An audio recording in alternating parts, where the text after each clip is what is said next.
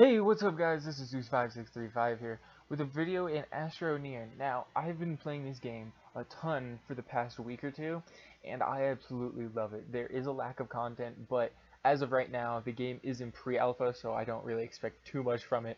But I've been playing it non-stop. I love it so much, and I just want to do a little video on going to all of the 6 planets, either whether they be planets or moons, whatever, the 6 different spheres in space that you can visit as of right now in this game. So let's get into that. So right here you can see I have my spaceship loaded up with tons of hydrazine. I have 4 storage things with them of hydrazine completely full on the top.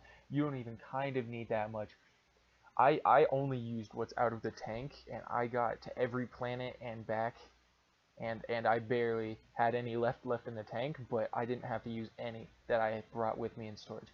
So let's say first we're going to go ahead and head on over to Beren.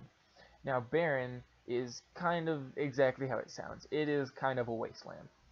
Upon first arrival, you see it's a pretty small planet. It is, I believe, the moon of Terran.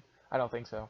Either way, it's a small little planet right outside Terran, really close to it. And as you can see, it's there's not much here. I believe there is some resources like down in caves and things like that, but kind of one of the cool features is I've just found this giant crater. I believe there are more of these around it, which makes me to believe that it's more of like a moon type thing. I'm pretty sure you can find compound here in caves. I think that was a little bit down there. There are a bunch of research things here as well, like a ton. Like if you find these little things jutting out from the surface, there's always a research thing or 2 on top of it. I actually take one just to see what's in it, but overall, there's not really much here on Beren. I mean, it's kind of cool because it's really flat. You can make a really big base. You can have fun with trucks and rovers and things like that here. But overall, there you go. So let's get on to the next planet. We're going to head right on over to Tundra. Now, Tundra is a pretty decent-sized planet. It's really cool. As you can see right there, the green glow in the air. It looks really cool because that's how it makes the sun look. Right off the bat, I die, but it does show me that there are caves and things like that, pre-made caves, so that's kind of cool. But just from looking around, it does look pretty cool. It has red landscape and blue and green. It's relatively flat.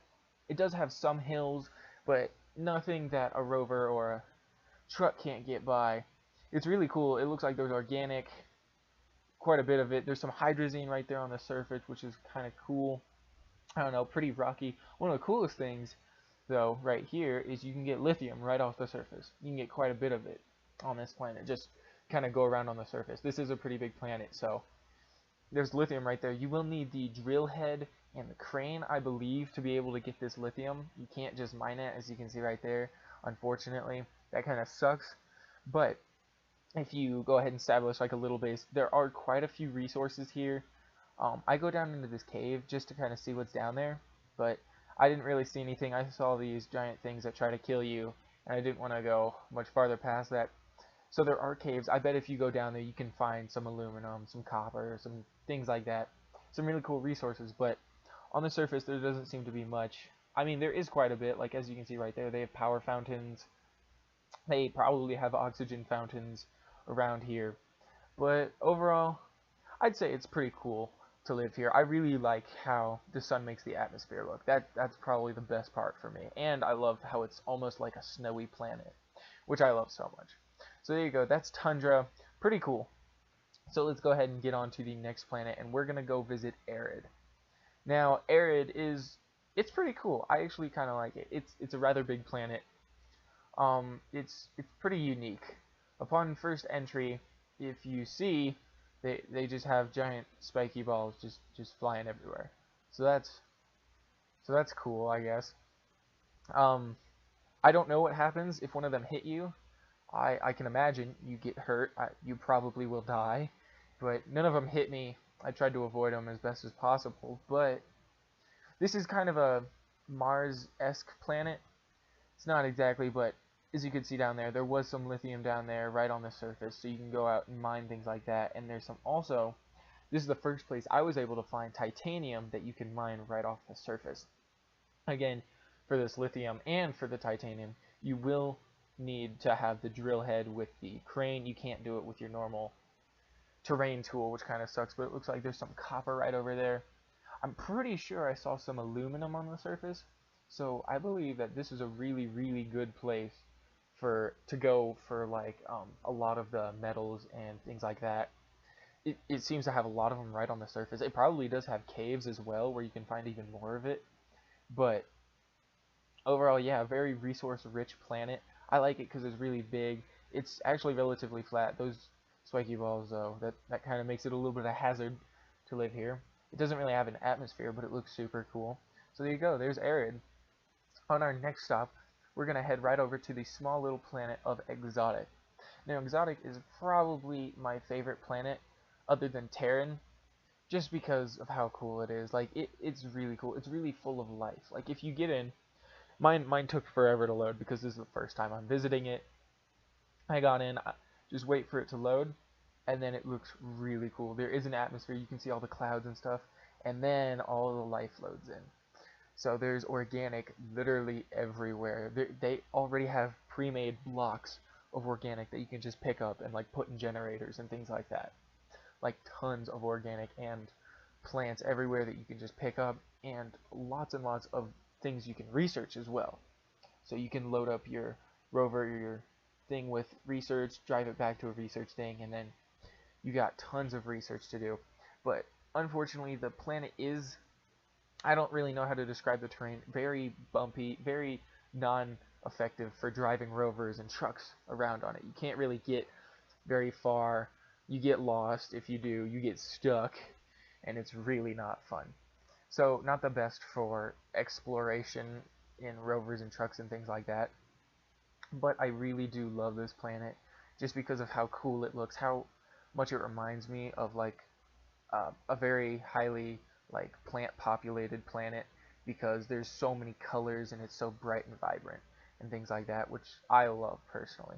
So overall, Exotic, super cool. I love it so much. If you guys want to go colonize it, that sounds difficult, but whatever. So on our next stop, we're going to head over to Radiated. Now this is a pretty small one, about the size of Exotic, and I actually think it's really cool here. But right off the bat, you can see a little sarlacc pit looking thing. Now that thing will kill you. It will kill you. You cannot escape it no matter what. If you fall into it, it will kill you, and it's weird and pulsating. Those things are everywhere, unfortunately. I don't think you can get rid of them, so they're kind of a building hazard if you run into them and things like that. But you can see right here, you have natural deposits of Astronium. Now, just like the titanium and the lithium on the other planets, you have to have the drill head with the crane to be able to get any of this, which kind of sucks. But there are just natural deposits of Astronium just on the surface, and I believe at the core there is a ton of it at the core of the planet. It's not a very big planet, so it doesn't take too incredibly long to get to the core, but this place kind of reminds me of Mars, like quite a bit, with that red dirt soil stuff. It's really cool.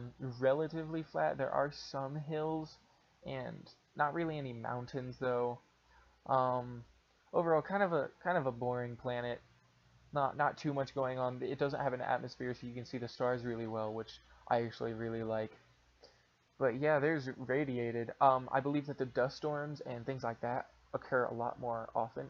As you can see right over there, there's actually some titanium right on the surface, so that's pretty cool. It has a few resources, but I don't believe it has compound or resin. And of course, for the 6th planet, we got Terran.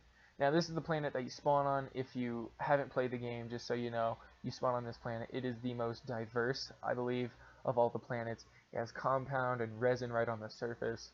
You can get aluminum and copper in caves. You can get research things. You can get satellites. You can drag them back to your base. You can get power fountains and oxygen fountains everywhere. It's got organic lying all over the place. It's got an atmosphere. It's got mountains. It's got flatlands.